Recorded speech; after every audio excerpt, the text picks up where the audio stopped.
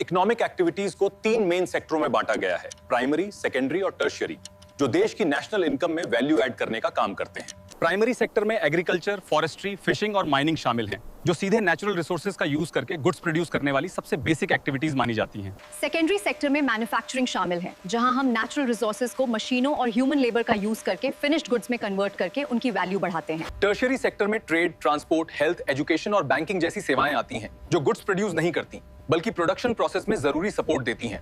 Economic activities 2 तरह की होती हैं, मार्केट एक्टिविटीज, जिनमें कोई भी काम प्रॉफिट या पे के लिए किया जाता है, जैसे सरकारी नौकरी या बिजनेस। नॉन मार्केट एक्टिविटीज वे हैं जो सेल्फ कंजम्पशन के लिए की जाती हैं, जैसे प्राइमरी प्रोडक्ट्स को प्रोसेस करना, जिनका यूज फैमिली खुद करती है, मार्केट में नहीं। मैं शीला हूँ, सकल की माँ। मैं घर के सारे डोमेस्टिक चोर्स करती हूँ, लेकिन फैमिली की अपब्रिंगिंग के लिए दी गई इन सर्विसेज का कोई पैसा नहीं मिलता।